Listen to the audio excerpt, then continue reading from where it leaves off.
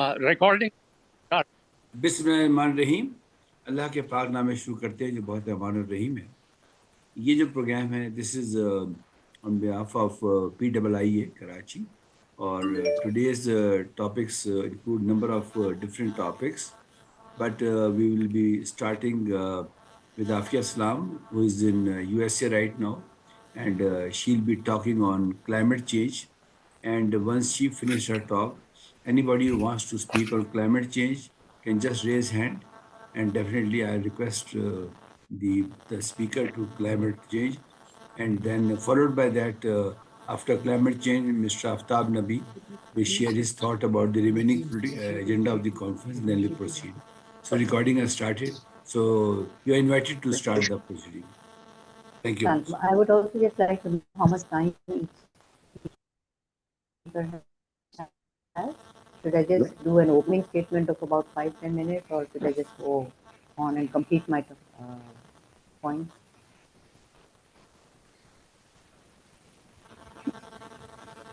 Afia Saba, there is some problem in your voice. Could you kindly make it more clear?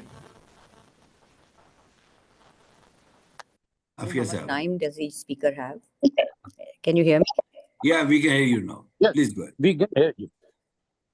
All right. No, I was just asking how much time do I have as a speaker? Do I 10 just minutes, make an opening? 15 minutes. Okay. All right.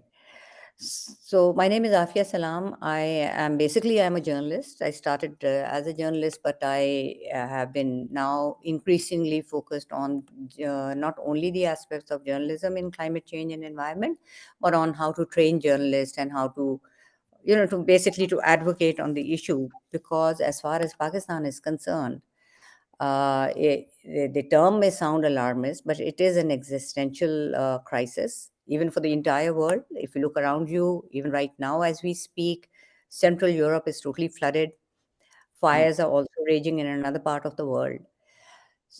But to bring focus to our talk and bring to Pakistan, we must realize the fact that while Pakistan is a very, very small contributor to the global emissions, we are barely 1% emitter of the global emissions, yet we have not been able to pull ourselves out of the top 10 bracket of the Global Vulnerability Index that is issued every year. Now, this is mostly because of the impacts of climate change, but that is not the only calculation that is, taken into account when those vulnerability indices are put together. It is the how nature is interacting and how ready are we to cope with those the fallout of those natural disasters. And Pakistan has not fared very well.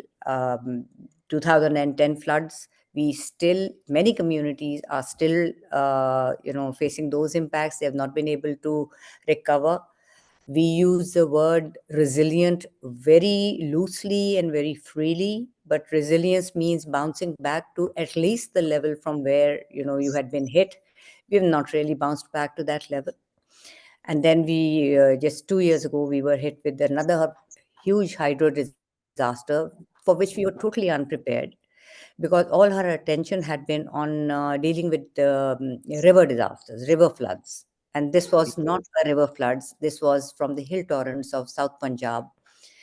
So, and this year, right now, we have been spared that level of disaster that we experienced in 2022. Yet we have seen a double jeopardy of the rivers being flooded up north, not so much down south as it had been earlier, but also the hill torrents. So we've had an alluvial and palluvial flood happening right now. There are many, many communities and cities which are facing those disasters. Other than that, the disaster which stays hidden from the public eye, or rather even from the planet eye, is the rising heat index of Pakistan. Pakistan's temperature has risen, and while it may seem minuscule to the eyes and ears of those who hear it, that it's only been a 1.9 degree rise, it has actually been very devastating. It has long-term implications on our food security because the crop failures or the low yield of our crops is attributed to the rising heat index, to the shifting of the monsoons, which have shifted to an area where they were never experienced before. So the communities over there and the infrastructure over there is not ready to cope with that. And we have not been able to keep ourselves ready to see how it is going to impact our food and water security. So we have a lot of catching up to do as far as the implementation or the coping mechanism that are needed to deal with climate change.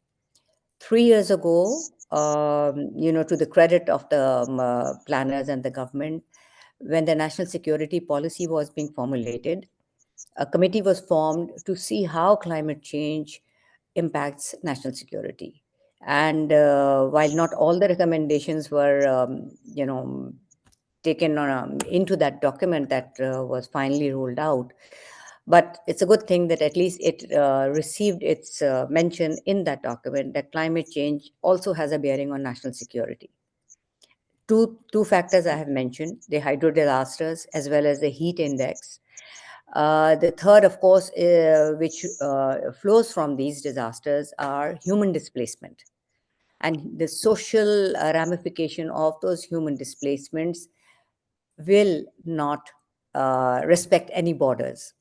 So that the social conflict, the strife, the pressure on the existing resources of a certain place, which will have more people coming in and laying claim to them, are a huge issue. And the climate migrants, as they have now been called, or the climate refugees, are an issue that are gaining attention across the world. And I think we also need to pay more attention to it. There's not enough research. There are some NGOs who have researched. There are some, universities who are looking at it. But there needs to be a holistic look at climate change and not a reactive look. We need a lot more academic research at the institutions. We need a link between the academia and the think tanks and with the government departments. As far as the governance structure is concerned, the tendency usually is that whenever anything related to climate change, any kind of disaster happens, all attention is on the Ministry of Climate Change and Environmental Coordination, rightly renamed, just 2 years ago, 2, 3 years ago, because we tend to forget that environment is also a factor and climate change is something else. That's like an umbrella that sits atop all these issues. So Pakistan's water issues, Pakistan's food security are both linked to climate change, as well as the environmental management and governance, where we see our structures, the human resource that is put behind them to manage these things lacking, and we need to invest in that as well. At the international level, people look at the disaster that we go through. There are these donor conferences, and then there is this clamor that we need help. We need help, and when we need that when that the pledges do not materialize, then either we blame our own government or we blame the outside world. But that there's a history, and that's an international history of pledges not materializing. Even after the Paris Agreement, the kitty that was formed for the help of countries like Pakistan, the vulnerable countries, the initial pledge was never met. 100 billion was the amount that was promised. It never went beyond 60. Then the mechanism, the whole architecture that was designed around it was so convoluted that the poorest of the poor hardly ever have been able to have access. And within those countries, like Pakistan, there is not enough being invested into those departments or those organizations which can design projects for which that kind of monetary resources can be leveraged. And we can inure ourselves against these disasters which keep hitting us again and again, and they are not going anywhere. So the predictions are the things are going to get worse. There's no question of them getting better unless and until the actual culprits of those who triggered climate change, they meet their commitments. So being a good global citizen, Pakistan has always raised its hand at global forums and said we will reduce these even further. Now 1%, yes, at 1%, less than 1%, and yet we offer our NDCs, which are nationally determined contributions to emissions reductions. We've had our policies in place. We've got, we've had tree plantation campaign. We've got the electronic vehicle policy. We've got other measures that we are trying to take. But the earlier promises, they showed that we cannot do it on our own. And now we have our conditional promises that we can go 35% on our own resources if we can muster those resources. But for the rest, we need global assistance. And then there are these different streams that we are looking at. One is loss and damage, which has been talked about since after COP28, when it finally came to fruition, and the perpetrators of climate change agreed that the countries which are facing the impacts need assistance through a loss and damage fund. And in Pakistan, I would like to clarify here that many people who are looking at that fund, that suddenly, those that window has opened and there should be this shower of assistance on us. These things take a lot of time. It was just the agreement that there should be a loss of damage fund, which happened only 2 years ago. From then to now, the architecture has been agreed on, and there has been a very, vigorous to and fro of what will be given, who will give it, and who it will be given to. So we are not in the least developed nation category. So we must understand that when the fund starts the disbursement phase, we will have to really, really, sort of elbow our way into that category, which of countries which will receive assistance. Because right now, it's the small island nations which are above us in the vulnerability scale. They are facing the threat of being wiped off the face of the earth. So the focus of such assistance will be first on those countries. So we are very inward looking, but we must also look at what is happening in the world outside and plan accordingly, train accordingly. And I feel we don't invest enough in advocacy. We do not invest enough in diplomacy. How many universities teach climate diplomacy in our country? How many universities invest in hydro diplomacy, which is crucial to Pakistan? Being a lower riparian country, and we have these contentious and contested waters, not just at an international level, but within our country we have contentions between the provinces, and sow the seeds of discord. And sometimes the settled matters are being suddenly opened up for no rhyme or reason, and one wonders what is the reason behind opening those settled matters, and at a time where we see so much of polarization, not just within the society, but within our governance structures.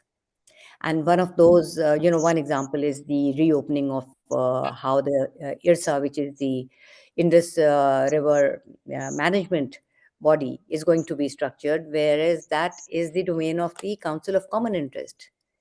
And now there are other people who are coming into it. Then is the issue of climate justice.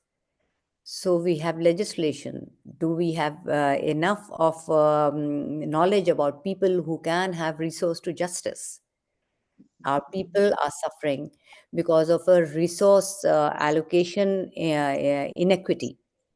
So we have to look at these, talk about these things. We have to look at how people are seeing the response mechanisms, which are very, very reactive, whereas we need to invest in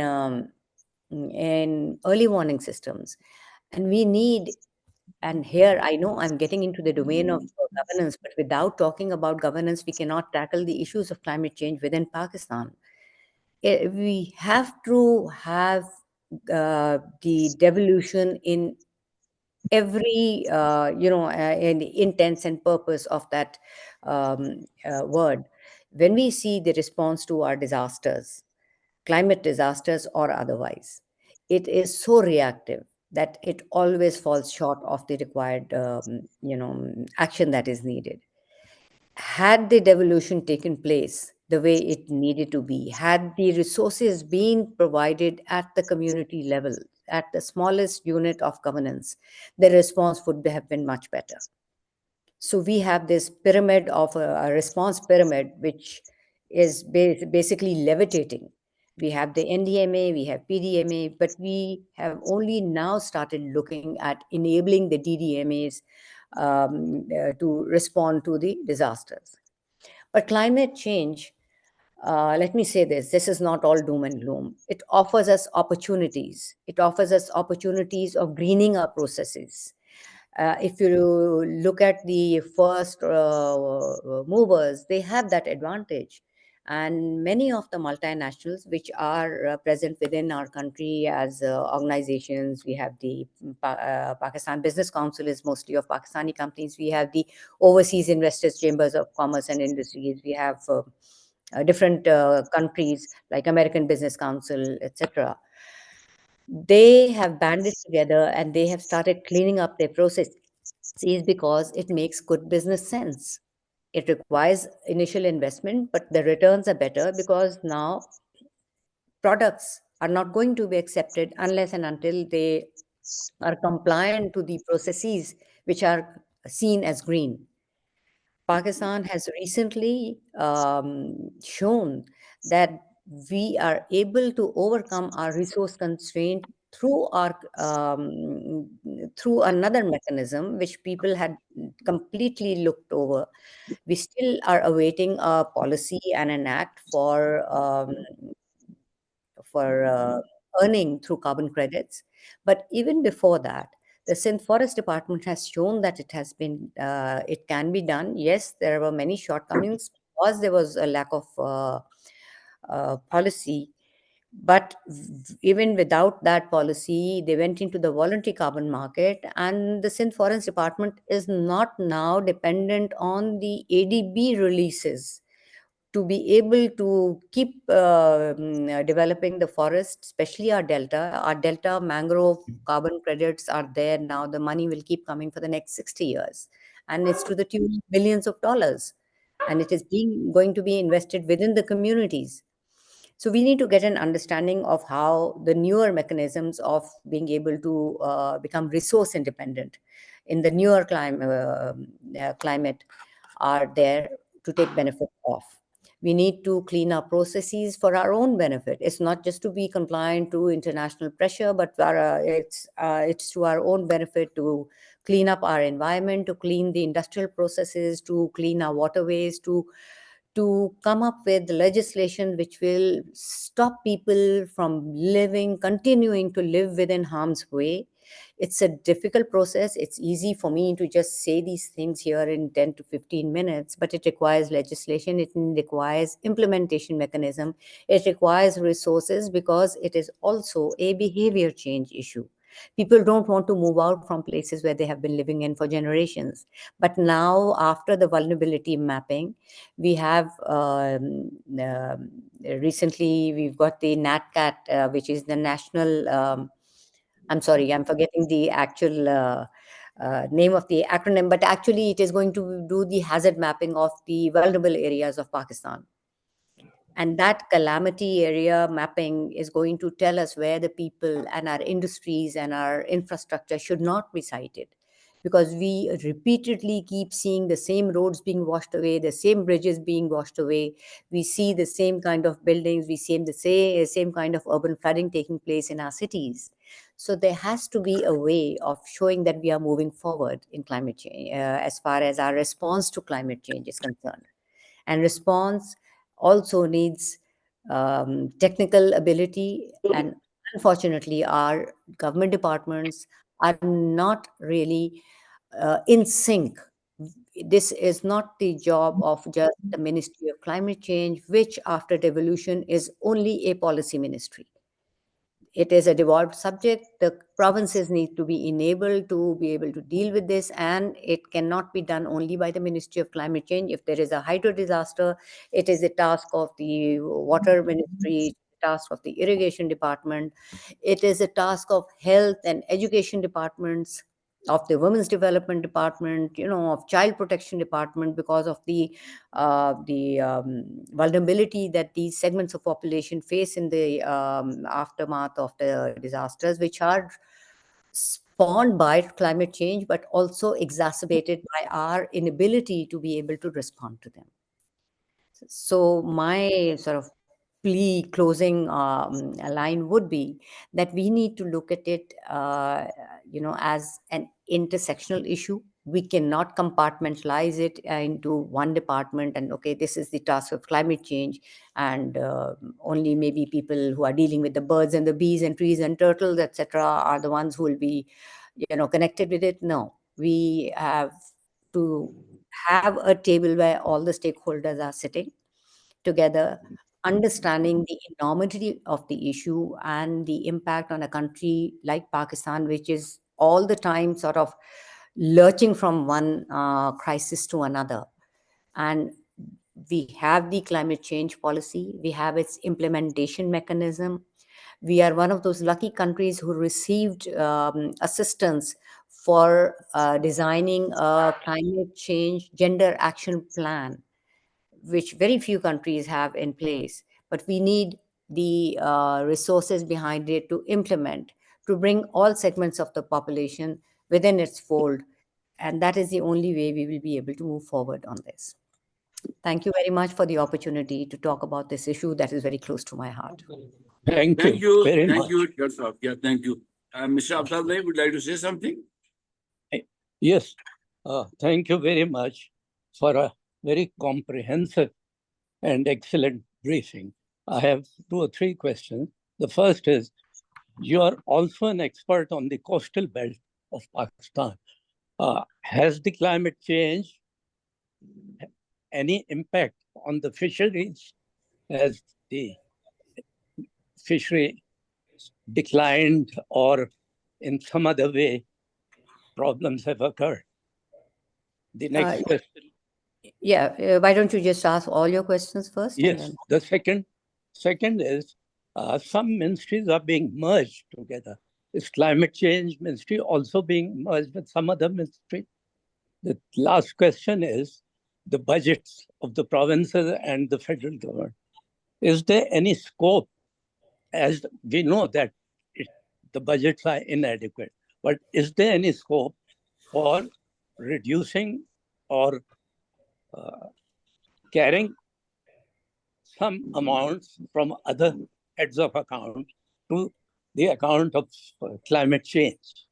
Something to that effect. Okay, so as far as the coastal, I'm not an expert. I live in a coastal city, so I'm somebody who's not only very, very concerned, we are also directly impacted. Yes, definitely. One of the predictions, or rather what that we need to be very mindful of, is the sea level rise, which is a global prediction, obviously. And our largest city, the city I'm a resident of, Karachi, is sited there. 2 of our most important ports are there. The third port, which is of great defense importance, Ormara, is also cited at obviously all these ports are very, very important. Other than the small towns, which are fishing towns, we have a 146-kilometer long coast, of which about 760 kilometers is in Balochistan, the rest is in Sindh. Now, what's in and Balochistan's coast is also a very exposed coast. It's just a straight line. So we must remember that our coastal resources are also at mercy of climate change and environmental degradation. So I keep coming back to linking our issues with environment, because not enough is being said, and everything, all our problems are laid at the door of climate change. And because they are not all connected to climate change, so then we don't find any solutions. All our waterways are very, very heavily polluted. Indus River has been called as the second most polluted river in the country. And Indus River is also the lifeline river of this country. It runs through the length and breadth. So if that is polluted, you can see what the state of the river is going to be and what the state of the communities alongside it going to be. Rivers, the river communities are supposed to be the most prosperous. Ours are amongst the poorest. The fishing community it's facing a daily struggle. And as far as the coastal community is concerned, the Indus Delta had a thriving fishing community over there. We had over 600,000 households. Now we have less than 100,000. And most have had to migrate from there because of something which I call a trailer of climate change, because climate change prediction is for sea level rise with the sea coming inwards into the land and obviously submerging our coastal areas. But we see the environmental degradation that is taking place because of the lack of fresh water inflows to the delta. Downstream Kotri, the water that has been allocated under the water apportionment accord of 1991 as an environmental flow is just not being understood by the planners and the decision makers upstream. And if somebody at the helm of affairs of the country makes a pronouncement that we are letting the water go to waste into the sea, and he's the head of the state, well, may God have mercy on him. We don't want to talk ill of the dead. Then that pronouncement is taken as the gospel truth because, well, he's the head of the country and he must have everything in the know. But environmental flows are essential. And because those environmental flows have not been going downstream Kotri at a regular basis, telemetry will show that the amount allocated has been going to the sea. But that flows only during the flood months. It needs to flow throughout the year. And that has been the cause of degradation of the delta, with sea intrusion completely rendering thousands of acres of fertile riverine land and the delta. We used to have thriving agriculture in our delta, which no longer is possible because the delta, not only has the delta degraded, the saline water has come in and it has renders the subsoil water brackish. So yes, climate change as well as environmental degradation is a threat. How it is being now countered is the example I gave earlier, that the Sindh Forest Department had been clamoring for 10 years to be able to get some carbon credits and invest because, like I said, ADB flows are inadequate and very slow to reach, those departments to be able to do what they need to do. So they have sort of tried to get this independent funding. Yes, they are having to face courts because it could have been more, but then it could be more only if the policy was there and they went the go it alone, even if somebody does something for the benefit, is not really taken in a good light. But be that as it may. Your second question was about the merger of ministries. Well, that should have happened after the devolution took place. After the 18th Amendment, there should not have been those ministries at the central level. But as I mentioned, Ministry of Climate Change, I have not yet heard, maybe Fatma may be able to dilate more on this, of its being merged with any other ministry. It is actually other ministries which there needs to be this coordination. We do have a Ministry of Interprovincial coordination, but there needs to be an interministerial coordination as far as a mechanism response to climate change. So you don't have to either merge ministries. There needs to be something, that a mechanism or an architecture design where ministries can sit at the table and learn that what is their role. I'll give you one quick example, if you'll allow me that time. Right. For the Paris Agreement, there were these civil society consultations. And in one of the consultations, because it was all about emission control, a member from the Ministry of Commerce was invited to that round table. And he was aghast. He said, I had no clue that emission control also involved the vehicular emissions, and we have to lower them, because we were speaking of the electronic vehicle policy, the necessity of having one. And he said, we keep giving NOCs for the import of reconditioned cars. which are not Euro 4 compliant, which are not compliant to the level of emissions that we need to get down to. We don't know these things. So this is what I mean, that it is an intersectional issue, and it needs to be recognized as such, and it needs to be dealt as such. So I sure hope that this ministry is not being abolished, because we are signatories to many international protocols and conventions, which will not fall in the domain of any other.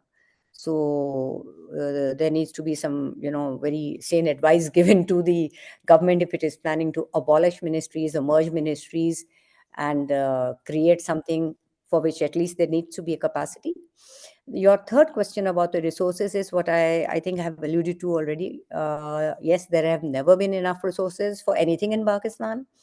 Ministry of Climate Change is known as one of the poorest ministries. And this is why we need to look at independent sources of generating the finances. But that does not mean that the government sort of then, sits back and not allocate. And other than that, climate response is tracked across ministries. There's this document, CPIIR, which tracks the use of funds within other ministries. The health ministry, the health cost of climate change have been documented. By the way, they were taking us to minus 6 of our GDP, just the health costs. So I'm not an economist who can explain that in those terms, but this conversation needs to happen at another level. There are allocations within all departments and ministries. The water department is also taking, water ministry is taking action.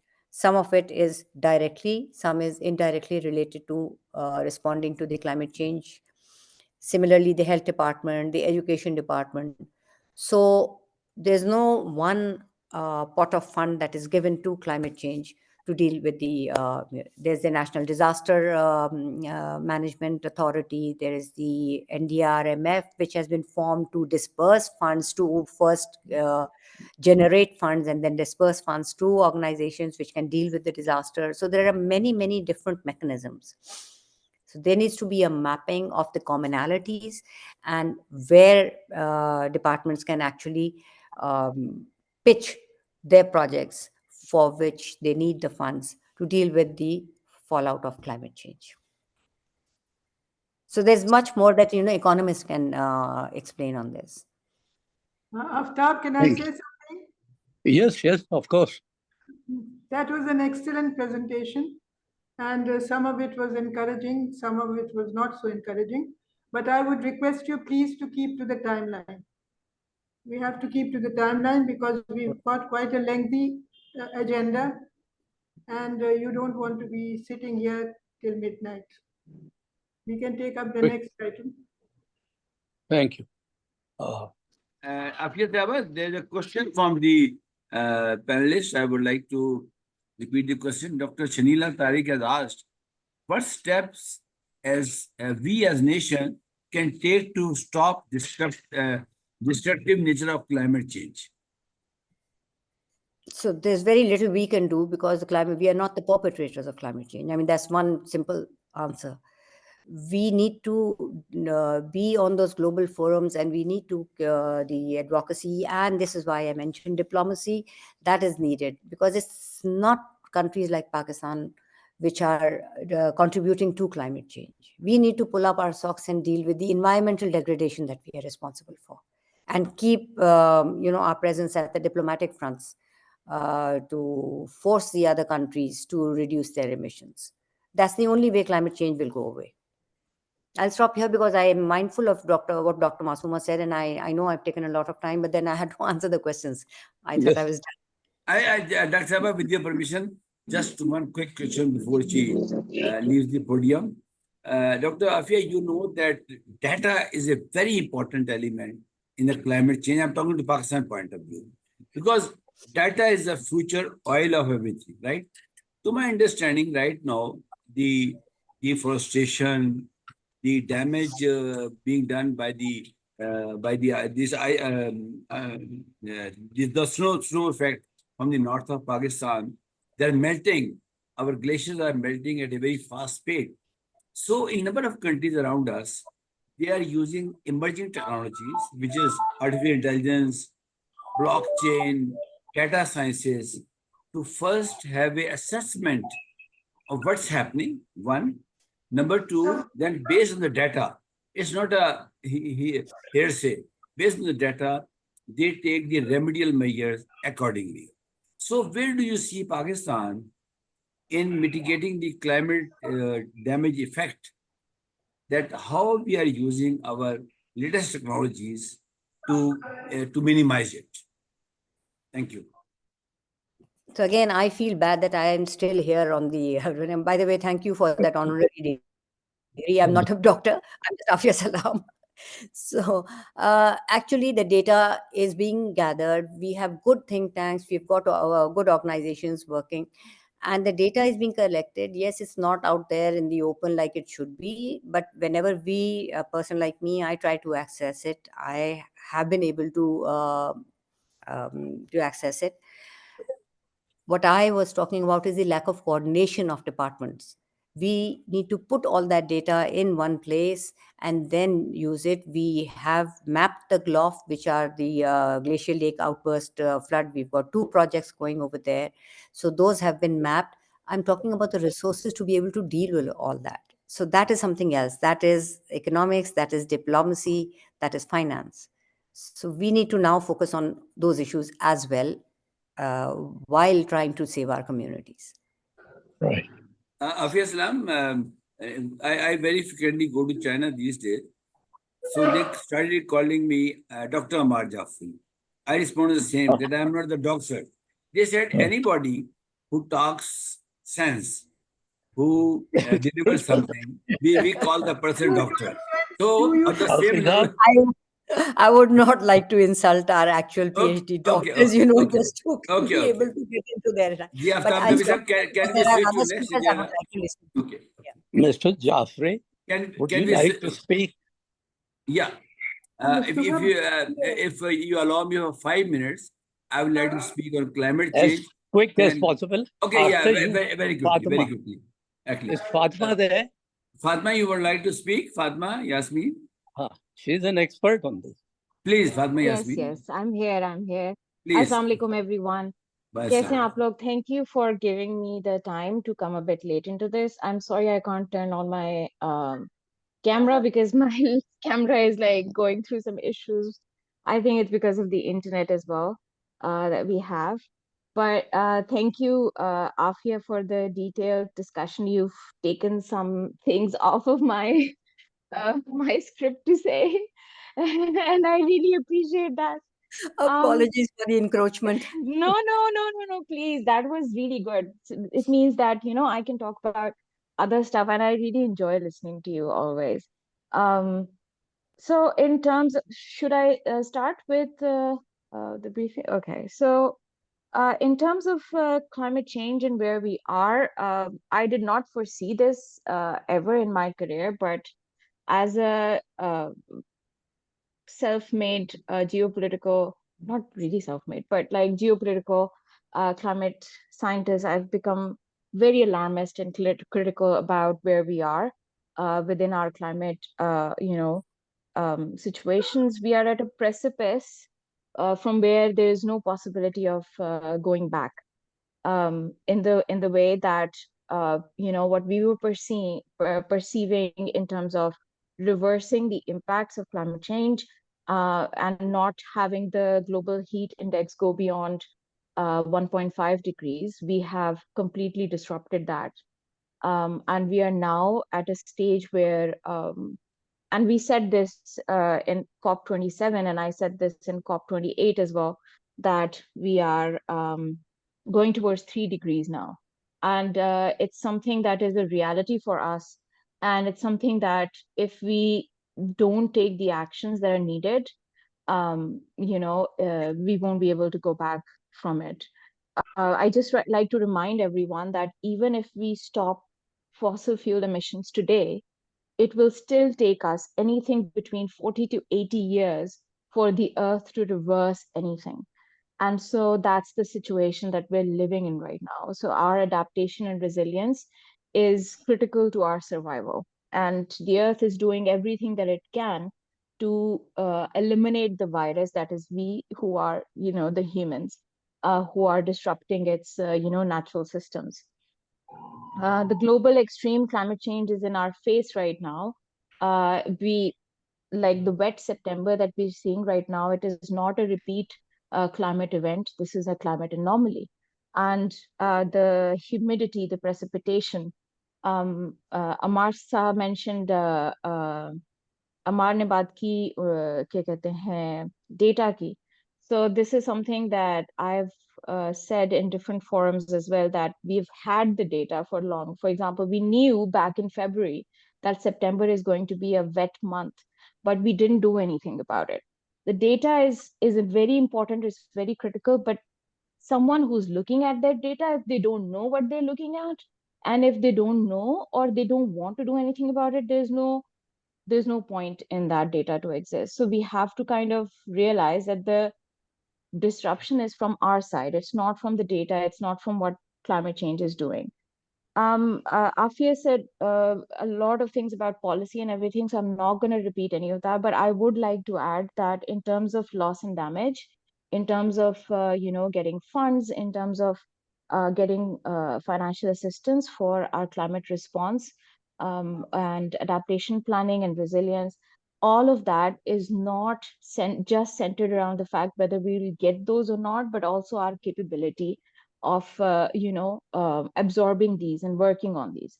Back in 2022, I did a paper with Davar Bhatt, and we wrote about climate finance.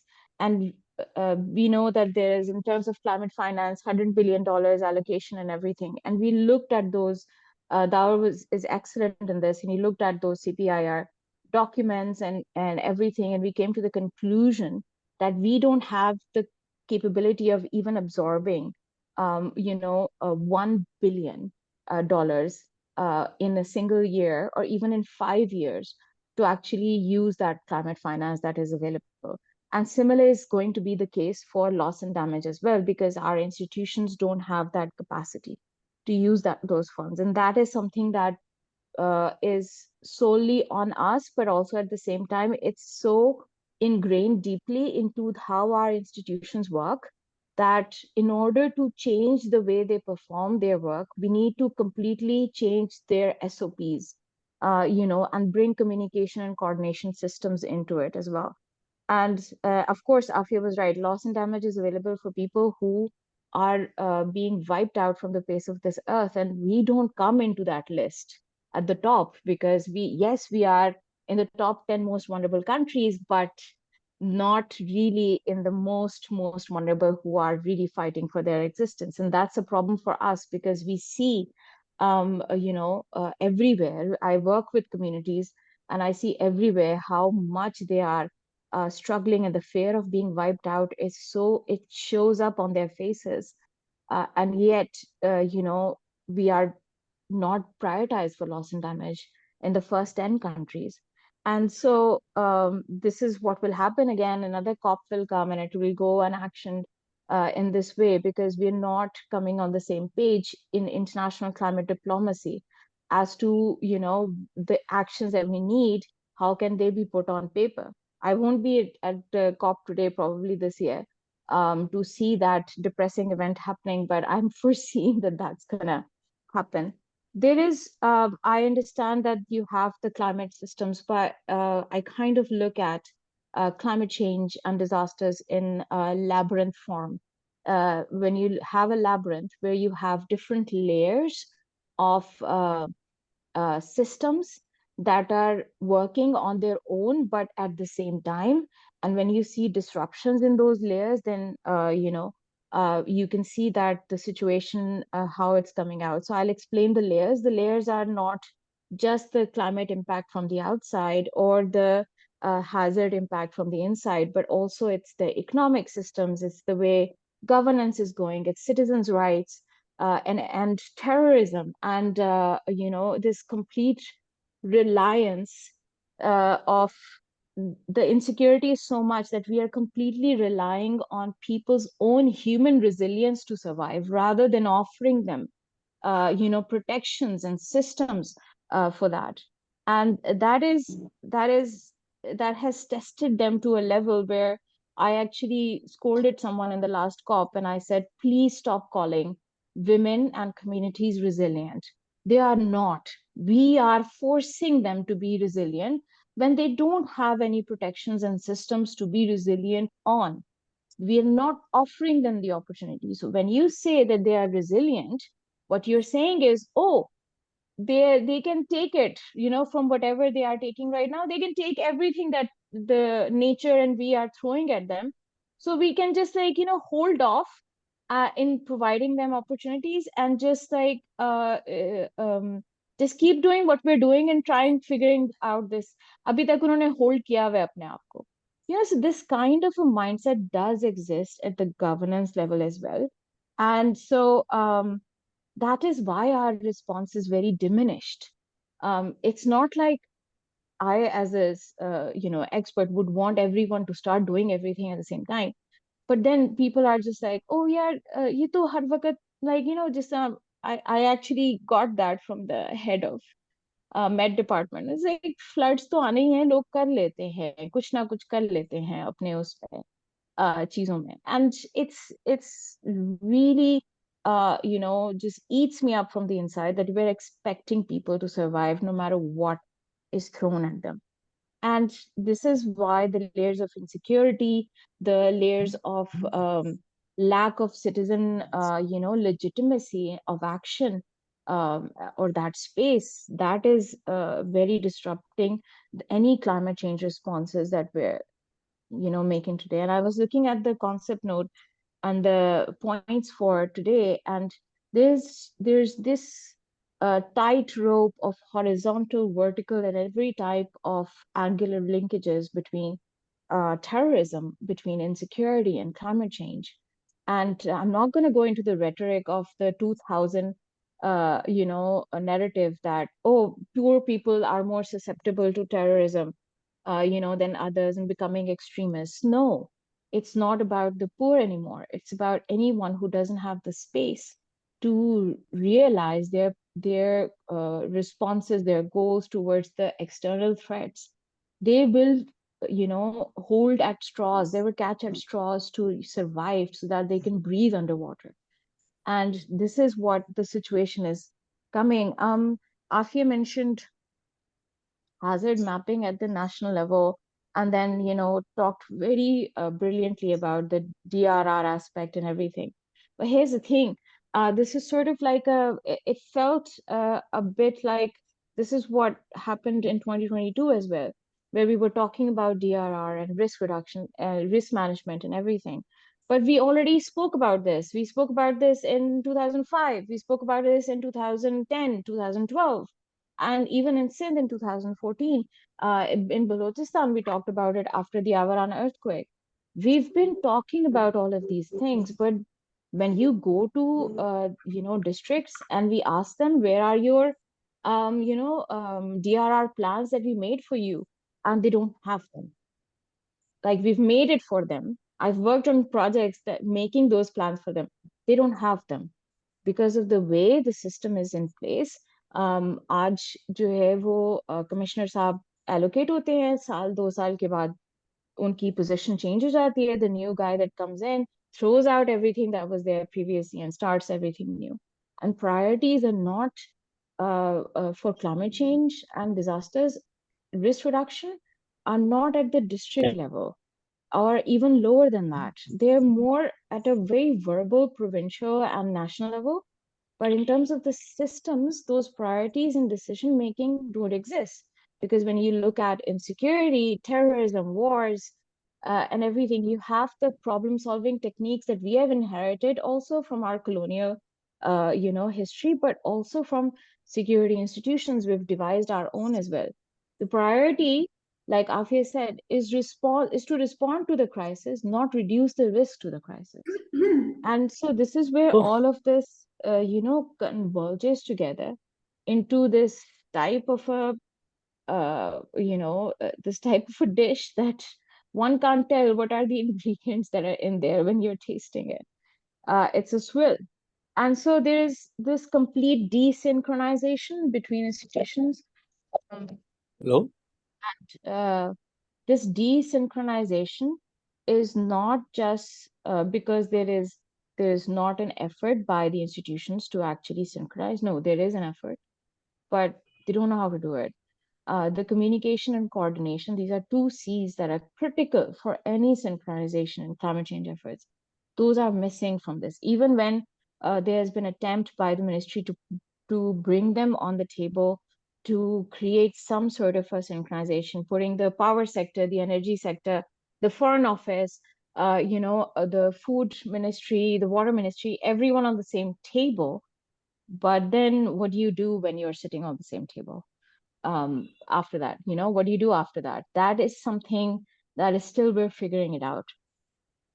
And I spoke about the extremism and terrorism link between climate change. The thing is that that's not the only thing that is a threat. Recently there have been bills that have been passed in the parliament, and the legislative push, to quickly ensure that those bills and now constitutional amendments, are going to be pushed in and everything. People who are champions and heroes on access to citizen rights. I mean, if Asma Jahangir was, here right now, what would she say to the diminishing of citizen rights and everything? Because it's those citizen rights, those spaces to work in, they are becoming so disruptive. Excuse me.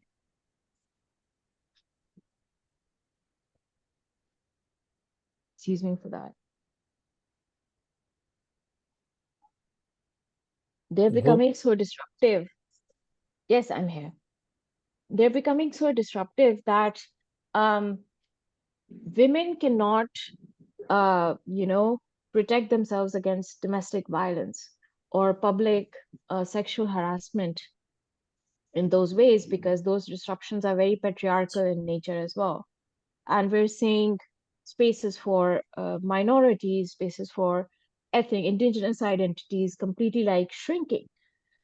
अगर एक आम citizen के लिए हमारे जैसे हमारे journalist हमारे experts, if our spaces are shrinking, then we cannot imagine how much disruption that they're facing. And that has become this kind of a, I mean, I wish the push that they made to pass those legislations, I wish that was done. The same spirit was there for climate change action, to get this quickly through Parliament, to, educate the Parliament, aware them of the priorities on this and everything. But we're not. We're actually not doing any of that, and that push is missing. Because if you want to solve something, if you want to, and we're all problem solvers here, you want to solve something, then you pull in your resources and you create systems for conversations. But those conversations are happening. Where are they going? Where are all those? Are they falling on deaf ears? And everything. So it's kind of something that we have to think about. And Afi is very right about our lack of, uh, how should I put this? Not like we don't have the will to do it. No, no, no. I think the Ministry of Climate Change and Foreign Office and everyone have been very critical in our international climate diplomacy space, and everything, and have put forth the needs that we have as countries to come together, whether it was fossil fuels, whether it was loss and damage. But the thing is, it's not because of the way we are placing ourselves in the international, system, the way we're creating our own presence within that international system. Those are not that climate diplomacy is failing at those levels, even though I mean, it's one of the greatest things that comes in COP is when you have experts from different countries who come together and they're speaking the same language. They're all speaking the same language. They have the same words. They have the same intentions and priorities. But whenever it goes to the leadership, it just, the priorities are not there in those ways. And sitting in those rooms, and Afia goes as well to COP, and I'm sure she's heard those foreign ministers or those special representatives on climate change from politically, how should I put this, diplomatically heavy countries. They just say it to you in your face that oh, we've allocated funds to you, why do you need more funds, this is enough for you. And oh yeah, $100 billion are on their way, it's gonna happen sometimes. Or we don't need to say that we need to cut back on fossil fuels, maybe we should call it something else. They say it to our faces, uh, even after we have constantly given them a whole, not just a brief, a descriptive display of visuals on how everyone is suffering. So there is this disconnection. And I think one of the reasons why there is this disconnection in the international, with regards to Pakistan and diplomacy, is that at the national level, it doesn't seem like that climate change is our priority. At the national level, it doesn't seem like that we're interested in doing things for making things better and using those funds in those ways. We're aware of GCF, the Global Climate Fund. We're aware of other funds, what goes into it, and we can criticize it as much as we want. But then we also look at the way the funds and the capabilities actually of the institutions to use those funds. Those the two don't connect together, and those Fatima, are the very critical aspects. Fatima, can you please wind up now? Yes. Sorry, आपकी मुझे आवाज नहीं आई, आप cut गई. Do ji, you want me to? Can you please wind up? We've got a long Okay. agenda. Please wind up. Okay, just 1 minute. Just 1 minute then. We also don't have a clear counterterrorism policy. And it's like we're constantly just people like me who analyze the connections between terrorism, extremism, political and religious both extremism, and also climate change vulnerability. I find that because we don't have a sense of direction on how we are going to move and prioritize extremism and terrorism, it's gonna eat into our funds, because we all know this, city development funds and disaster funds that cities have and everything, they go more into security spendings rather than in development spending. So it's at the national level, whatever gaps that we have in delivery, it's showing at the roots of the society. And that's something that we have to figure out, how we can assist institutions, and how we can do our work in a way where the gaps that we're talking about can be eliminated. And yeah, thank you everyone, thank you so much. Thank you very much. अच्छा आफ्ताब, मैं कुछ कहना चाह रही हूँ. देखिए, हमारा इरादा ये था कि हम जो कहेंगे कॉशियसली कहेंगे, क्योंकि आपको पता है कि ये सारा मामला जो है कहाँ जाएगा, कौन कौन सुनेगा. हमारा इरादा ये था that we will be very cautious about what we say. And very request है आपसे Aftab, please can you please time manage this, because one has to say, one can easily say in 10 to 15 minutes. So please do that, because we've got a long agenda. और लोगों को भी.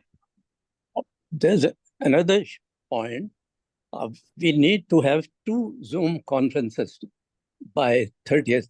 What we can do is we complete this as early as possible, and any topic left, we can take it up in the next.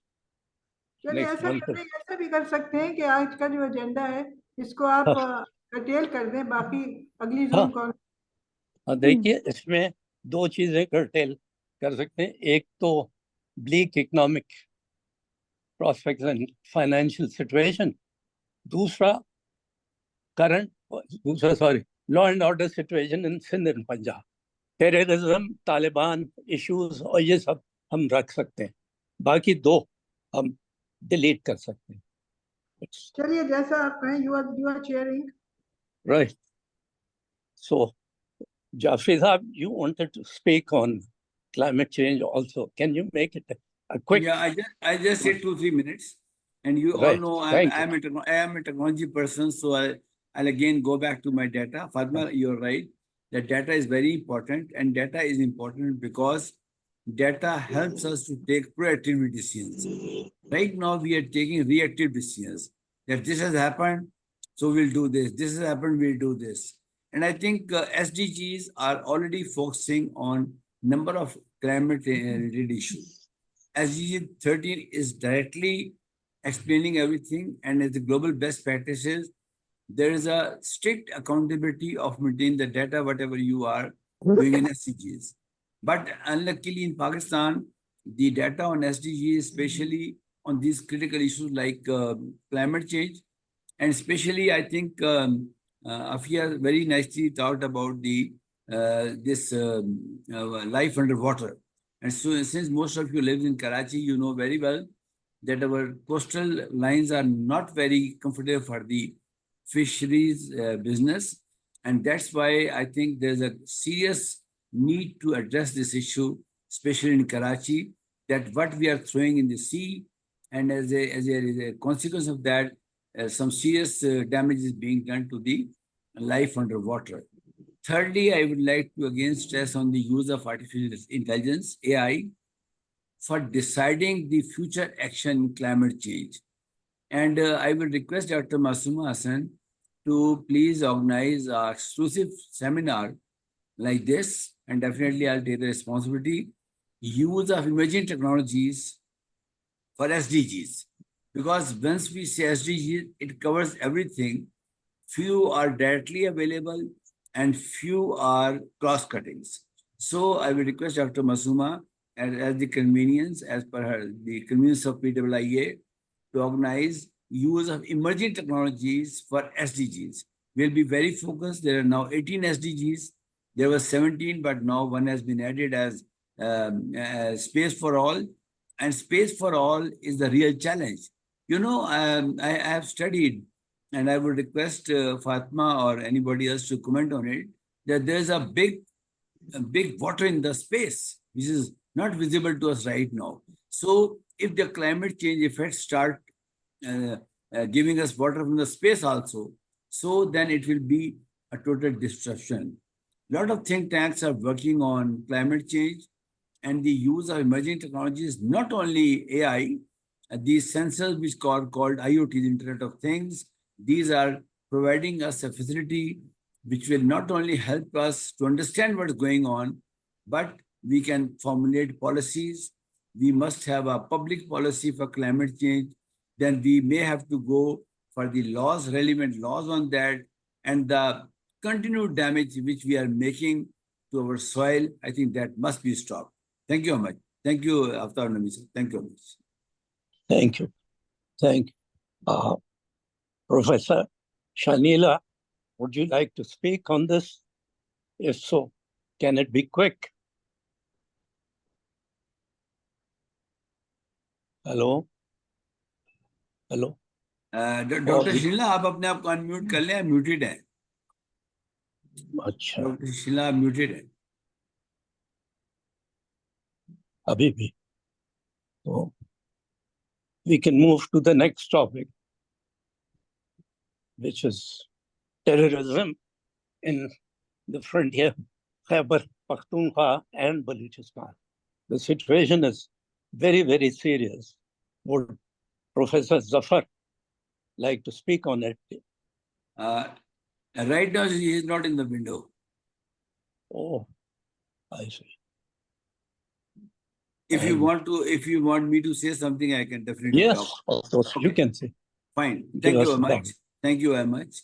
Having served in a number of organizations for 40 years in law enforcement, intelligence services, and finally landed in FIA, I have a pretty understanding of what's happening in the two parts of Pakistan which you have just spelled out. I think there's an urgent need for addressing these issues before they go out of proportion. What is the issue?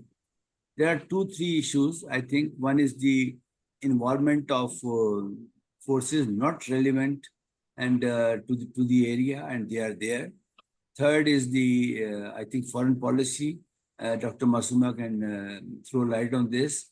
And third, very important, is the rule of law. So I would like to speak on rule of law only. Rule of law is under SDG 16. It's very important that we must define the roles and responsibilities of different organizations working in a province, right? So in the era of political turbulence, all these organizations should work in sync with each other.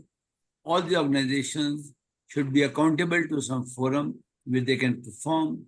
Right now, this is a very dangerous situation when the state authority is being challenged, when total new patterns are emerging. I'm not a politician. I don't understand these things. I have learned only one thing, that there's a constitution of Pakistan. Under that constitution, everything is defined. And every organization must work in the rules and regulations defined, which we call the rules of business, so things can be fixed out. But the situation is getting very alarming. Right now, I see a lot of resentment in the youth of these both areas, and the only comfortable choice they have is to leave Pakistan. So they are leaving Pakistan. The statistics which are being told by the immigration authorities, that the age groups which are leaving Pakistan, they are definitely young people. So nobody wants to stay in the trouble areas. So this is my humble request to all listening to this video, that this is a country which came into being after a lot of sacrifices, and we should be very, very serious to safeguard the interests of Pakistan. Thank you very much. Over to you, Aftab Minister. Thank you.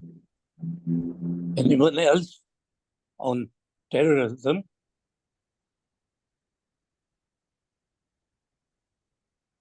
Yes, I would like to ask, can I ask a question? Please, yes, of course. You see, reading the daily press, we have a lot of reports on the movement of people of the tribal areas and related areas to create peace within their own regions. They have formed peace committees. They have said that they would fight the militants within their area. They have even had sit-ins to plead that they should be allowed to live in peace where the militants have operated.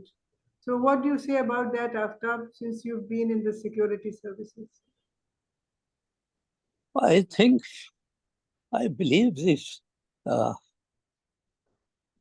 gatherings or this collection of individuals who want peace and they want to handle the affairs on their own, they are not very effective, or they are perhaps propped up by the government just to indicate the amount of enthusiasm to resist the terrorists. Because every week there's something or the other, something very, very serious. And once in a while we learn that so many terrorists have been killed. Whereas the approach should have been to catch at least one or two or some terrorists alive, to establish the link, who's financing them, what is the policy behind it, who's handling everything from the accused to the source. I just don't know whether this is being done or not. What do you feel? But I feel that I don't have any first-hand experience of living in those regions. But I feel that, it is a kind of people's movement, that Yes. the citizens have said that they want peace and they want the militants out of their areas, and that they should not be given cover, they should not be given space. So I don't remember any such movement before. I don't know about you. Yes, this movement was started. And there are photographs. There are photographs also of Yes, these. they are there. I think in the last 3 to 6 months, we have this movement.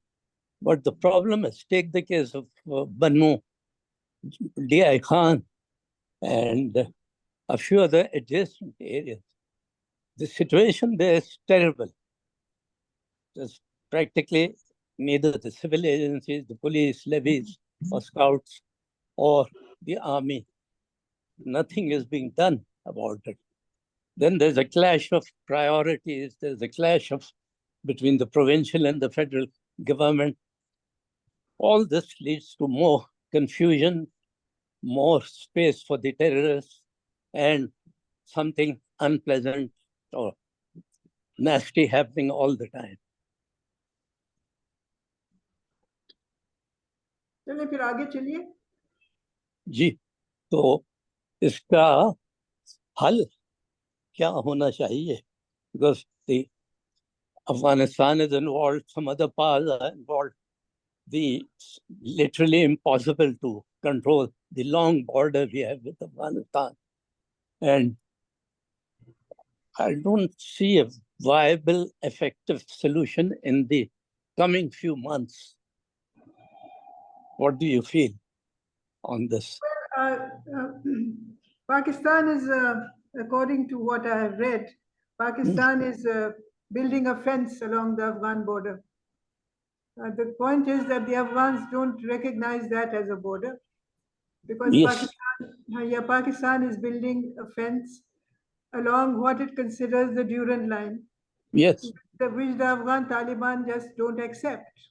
They don't accept it. Not only do they not accept the Durand line, they go and dismantle the fence whenever they have a chance to do so. Yes, that is the fact. And it's literally impossible to have a strong, effective fence.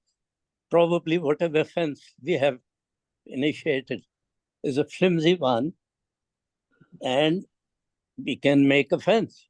But who will monitor the entire fence? Via patrolling, via pickets, or via drones? I just don't know if this is being done. Merely making a fence will not prevent incursions.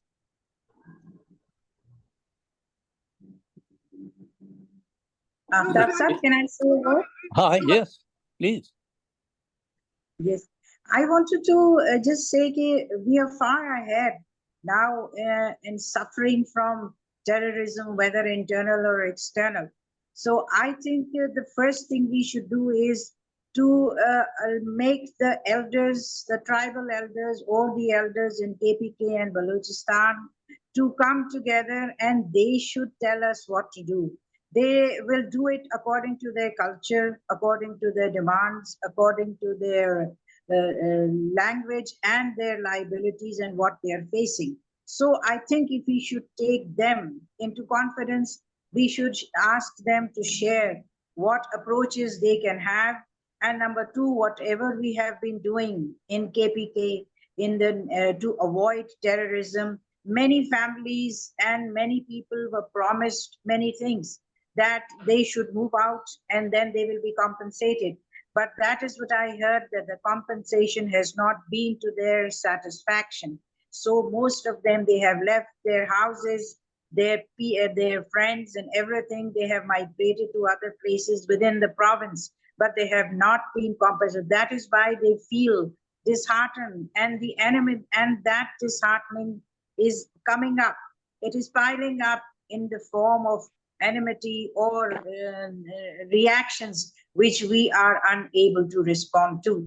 So I think first the ground realities is that whatever we think strategically at the government level, we must ask those people, the tribal elders whom they respect. They know that if they are told to do something by them, they have to abide by those. That is their culture, and a very strong one.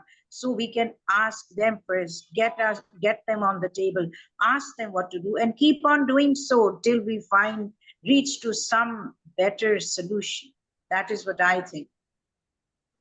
I think you have the right idea. It's something like this which the Chief Minister of Khyber Pakhtunkhwa wanted, but he went a few steps further, which created a controversy between the provincial and federal government. The idea theoretically is very, very good. It's the tribal elders who should get together because they are the best judges and assist the federal government and the provincial government into devising ways and means of handling the situation. But Yeah.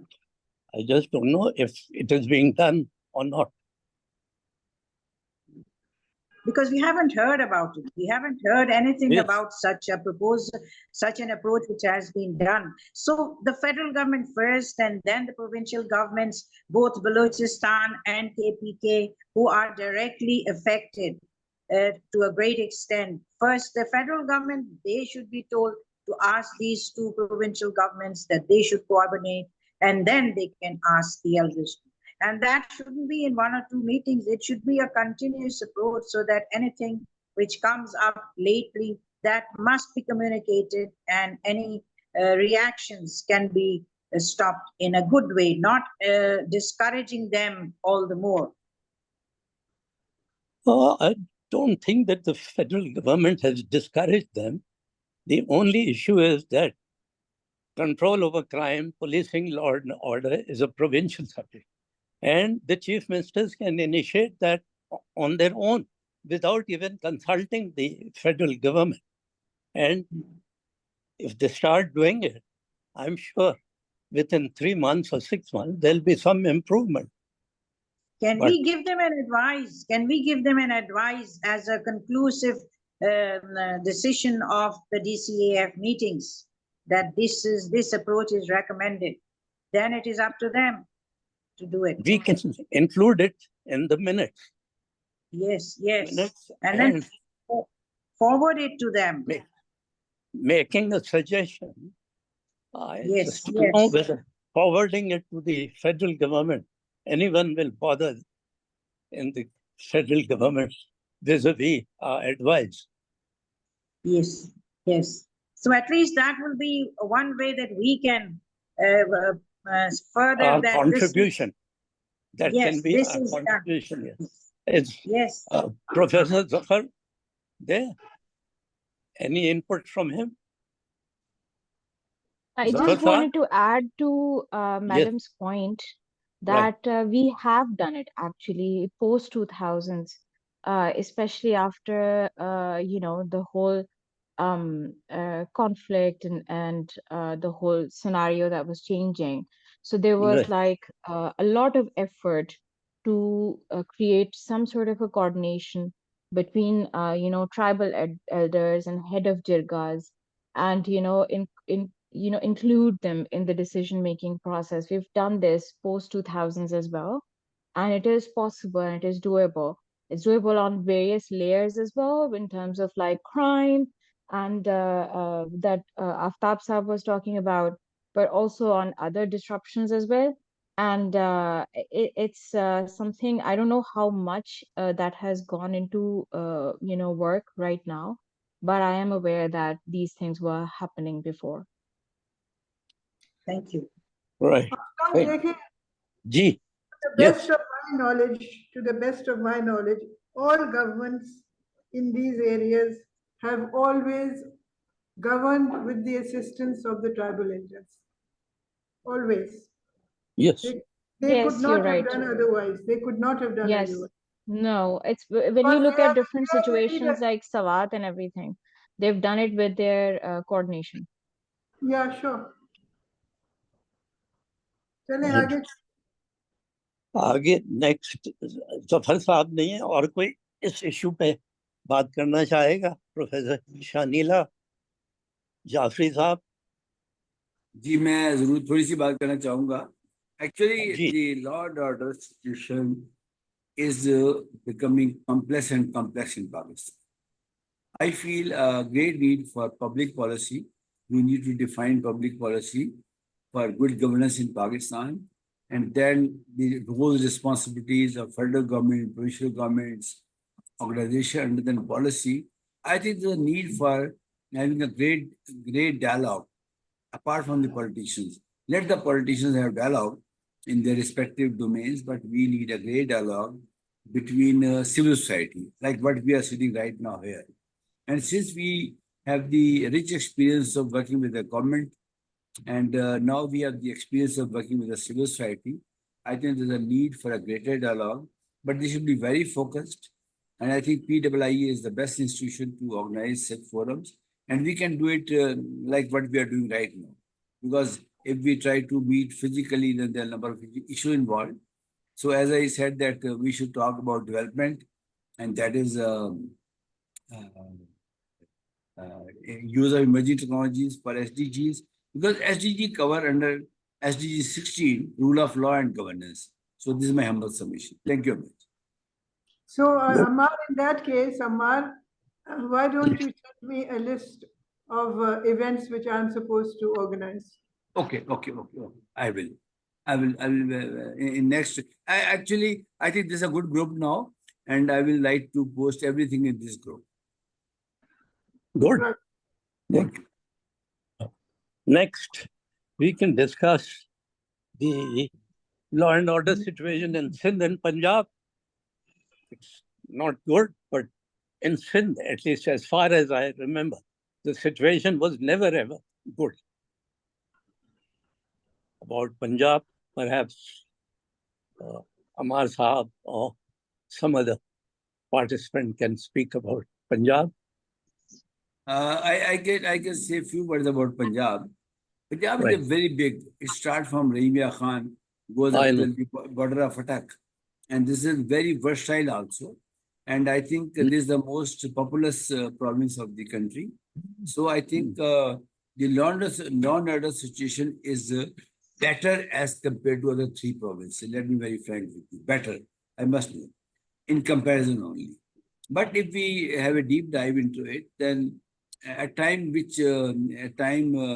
whatever we are observing is totally different. What is the actual story? So I think there's a great need for, especially this South Punjab area, what we call Kacha area. There are a number of ungoverned, and recently there has been incident in which the dacoits, they killed few policemen also. So this rate of law is very important. I still remember that in the olden days when we were in the service, and Avtar Navisa, you also knew about it, that beating a simple constable was a very big crime. And the entire law and order departments used to come forward to defend that situation. But right now, I see a lot of political interferences into the matters of the law enforcement. And there's a greater need for having a cohesion, having a better understanding, and that can only be done under global best practices. And the global best practices now, as far as the rule of law is concerned, is the SDG 16. And I think as Dr. Sahaba has now tasked me to do it, I'll definitely come back to it. Thank you. Thank you. Anyone else? You can, Aftab, you can speak about the situation right. in Sindh. As far as Punjab is concerned, I think the problem is South Punjab, as Mr. Jaffrey says, and it is in the Kacha areas of the Indus. Somewhere from South Punjab right up till, say, Nowshera Firoz, Nawab Shah, Hala. There are huge, wide areas with thick forests, and it's a refuge for dacoits and robbers. Unfortunately, the strategy used by the government, by the police, by the Home Department, by the chief ministers, etc., since a long, long time, has been to make pickets all along this area at a distance of, say, 20 miles, 15 miles, 20 miles. Unfortunately, in those pickets, there were at some picket 10 men and another 15, which should not have been done. Instead, make 2 or 3 or 4 police stations or regular buildings where you can have at least 50 to 100 men. Because in the Kacha areas, the dacoits move in groups of 20, 30, and they have the most modern weapons. As far as Sindh is concerned, I can say that I've been in those areas, having worked in Sakra for about more than 3 years. And some of the very effective SPs had also suggested this, but unfortunately, it didn't make any difference. For example, during the pickets of the buildings made in the Kacha areas, when the floods came, the buildings were washed out. The many in the lower ranks, the constabulary, were killed by the dacoits, and stage it reached when the police personnel were not keen at all to get posted to these places. Apart from the Kacha areas, the urban areas, especially Karachi, Hyderabad, Sakkar, Mirpur Khas, Lalkana, Nawab Shah, the situation is not good there also. At some level, abduction for ransom has again started and aggravated. House robberies are very, very common. Most of the cases, the complainants or the victims don't go to the police station. Those who go there, their cases are registered either under some other section of lesser intensity or not registered at all. Today, I received the phone call from a friend that his employee had his motorbike snatched. He went to the police station and they entered the complaint in the Roznamcha or the daily diary and said, "This is your report." He wanted, and most car owners and motorbike owners want a police FIR so that they can claim the amount from the insurance company. And this is not done by the police. Another very serious problem is that the interests of the chief minister are diametrically opposite to the interests of the police department. He wants that the MNAs should be accommodated. Very often, I used to tell the chief ministers, you accommodate them in other departments, irrigation, highways, health, etc. But in police, we can't do it because they want criminals to be recruited. The criminally inclined SHOs or the most ineffective or corrupt SHOs, they want them posted at the most important police station. So this tussle leads either to the transfer of the IG or the IG yields, and he does what he's told. And I suspect this is the situation now. For example, the IG of today, I had posted him to 3 different districts, and his performance was excellent, much better than others. And I was very happy with him. But right now, he appears to be helpless. The state of crime is terrible. If 20% is registered, even then the detection rate is not more than 2% or something like that. And the situation will keep on deteriorating unless some major changes are made. But those major changes are also impossible because you can't initiate a constitutional amendment without a 2/3 majority. And no political party would like the power to go away from the chief minister. So there's a deadlock, and the situation is pessimistic. Anyone else कोई इस issue पे बात करना चाहेगा कोई?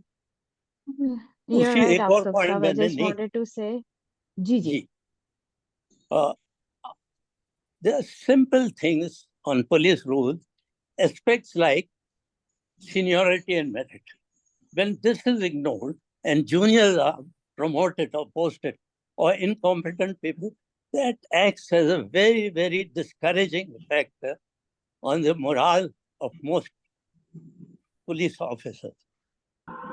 Then corruption goes on increasing and increasing.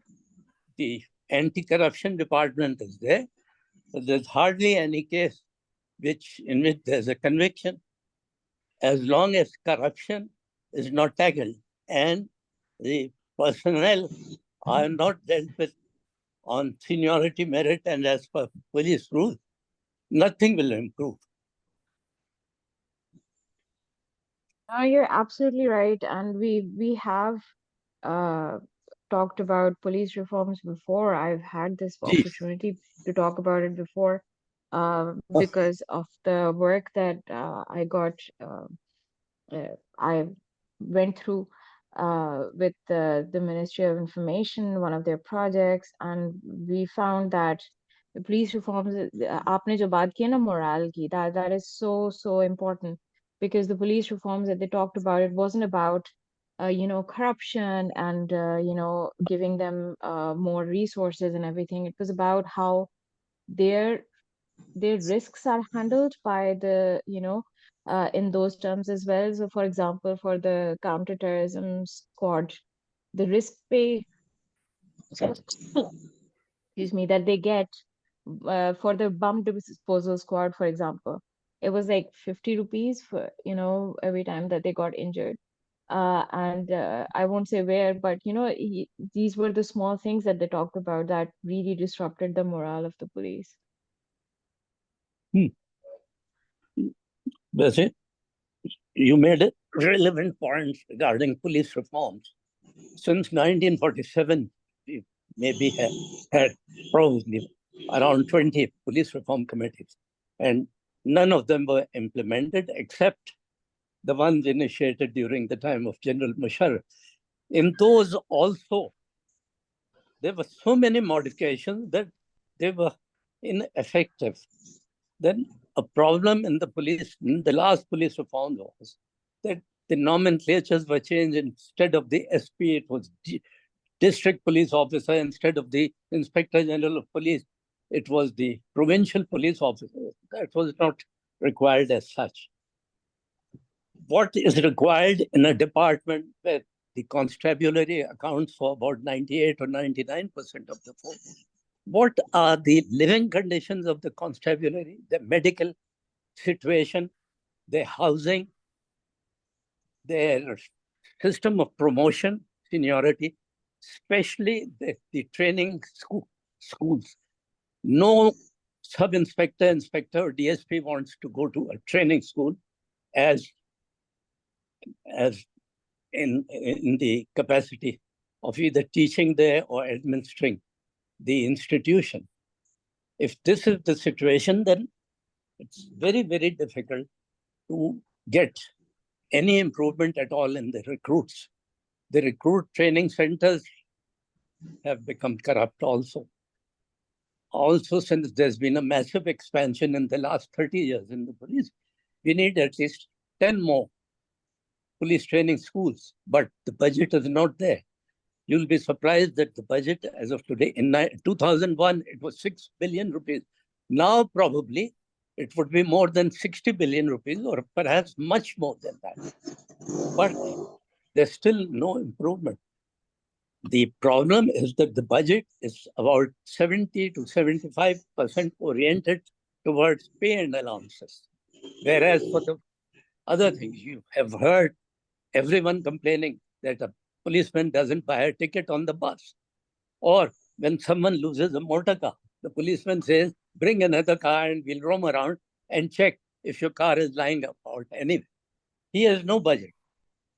During the latest reforms under General Musharraf, a fund was created, investigation.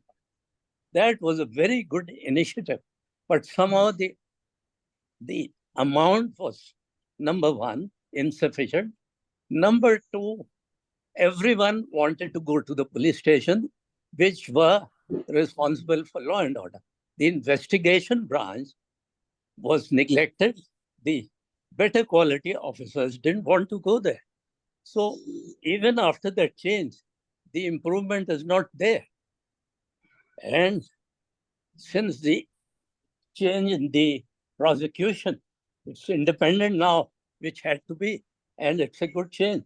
But because of that, the prosecution department doesn't feel the responsibility. If the case appears to be that it will be acquitted, they don't bother to tell the police or to tell them how to make it more effective. In the old days, when the district magistrate was there, we had no problem at all in dispersing mobs in law and order situation. But now it's very, very difficult to find some judge, sub-judge, or junior judge at late hours or at a certain notice. Another point which I wanted to say, which I missed for, it's a very odd situation that in most of the provinces, the police order 2002 is applied.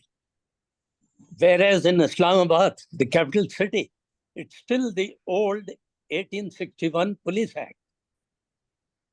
I find that extremely surprising and shocking. Any comment?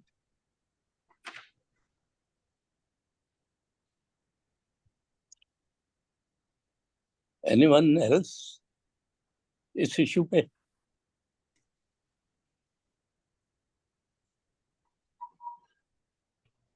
Can we move to the last topic? Yes. Yeah, there was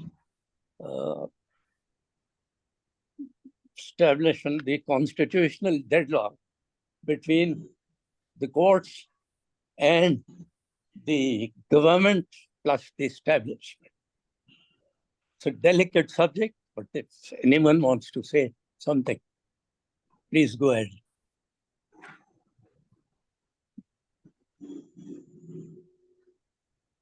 Jafri Saab, Dr. Tanveer. Dr. Zafar supposed to be on this topic? Jafar was supposed, I thought he was there.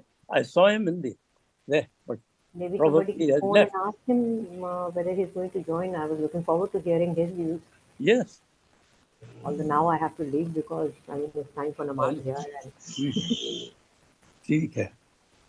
Yeah. Dr. Tanveer, any comments? On the constitutional amendment that which was very quickly was to be passed, about that. अब तो कुछ भी नहीं हो रहा लग रहा है कि they don't have the numbers. I understand. See, Fazlur Rahman is a very clever politician. He'll extract the best from both sides. Yeah, it is actually the politics which is everywhere. It is even in defense, even in security, even in education or health or anything. So that I think the politics in the real sense, that means we cannot be sincere to any subject if we put in or bring in politics. So if it is in the parliament, then either we should have complete knowledge, legal knowledge, we should be technical experts or legal experts on a subject we would want to debate and discuss. Then just saying yes, so I don't think that will help, because we know that elections lead to democracy, but success of democracy does not depend on elections. So parliament is there. We expect that it at least should have half the amount of members who know the knowledge or who have knowledge on the subject. This cannot be overnight. It has to be shared, and even if they should be helped by legal advisors and technical advisors on the subject. Climate change, we just heard it. Everybody is affected by it, but we cannot be experts on this. We need experts like one of those presenters just now, your members, and I really give credit to her. That was the way she explained. So now I do understand what actually is climate change. So how can I go through constitutional amendments, additions, or anything on a subject which I do not know, and on a subject which has not given time to be debated, discussed, or learned. So it's all a learning procedure. So this, when it was done, it was quite questionable in many ways. Smaller items are discussed. That's all right. It's all right, because the parliament is there to do it. But on issues regarding the constitution and changes in the constitution or in the government structure, and to a great extent in such structures which affect the entire country in the future, that has to be debated and discussed before it can be adopted. So I have my reservations for that. Yes, you're right. You're right. Aftab sir, Ji. are we talking about the current polarization between the establishment and government? Yes. Yes. I don't think there is a polarization between the establishment and government. What has led you to between no, the High Court and Supreme Court on the one side, and establishment and the government on the other side. On the other side, it has gradually come up since the last, I think, one year, perhaps more, and it keeps on aggravating slowly and gradually. But then it is there. We can now move to the last topic, which is the bleak economic and financial situation and the declining value of the rupee. Actually, the government is holding the rupee at a certain rate vis-a-vis the dollar and the other currency. If that government initiative is not there, probably at this stage we'll find the dollar to be around 350 rupees or perhaps more. About the economic situation, the countries like Bangladesh, etc., which do not grow cotton, they buy yarn from India, Pakistan, Egypt, Turkey, etc. Their exports of garments are probably bigger than our entire exports. Whereas we have neglected almost everything. The electricity cost is so high that our prices are not viable in the international market. The quality is rather low. And Jafi साहब कुछ बोलना चाहेंगे इस issue पे? Yes, I would like to say something on this. Yeah, Okay. my humble submission would be that we must all try to understand this is a global crisis right now. That's why today there's a news that Ukraine has attacked Russia with drones. So to my understanding, now the technology would be used as a hybrid war.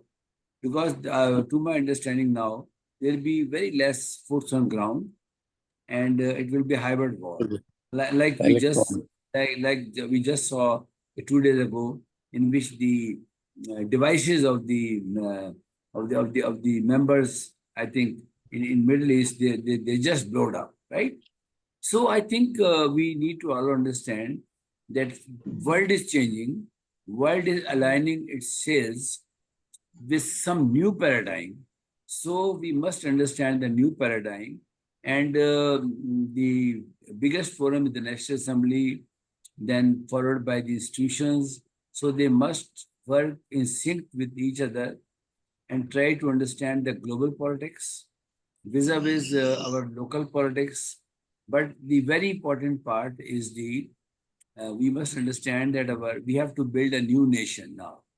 The future leaders of Pakistan are right now in universities. So what universities are delivering, I think all of you know it better. Universities are not producing what is required. So there's a great challenge for all of us, and the challenge can be sorted out in 3 sequences. First is we must understand the challenge. This is very important. Second stage is that we must identify the solutions to handle that challenge. And the third is the execution of those solutions. Right now, we understand the challenge. Some organizations are trying to present the solutions, but very less organizations are working on implementing those solutions. So this is my 2 cents. Thank you. Thank you. Thank you very much. Any other? Aftab, Should we close? where is Zafar Jaspal? भाई पता ही नहीं चला एकदम से हो सकता है उन्होंने मैसेज भेजा जफर साहब नहीं Zafar Saab was in the meeting in the first 1 hour. Yes, I saw it. Yeah, and then he left the meeting. He left after that. So I think we can close the meeting now. We've covered all the 6 points.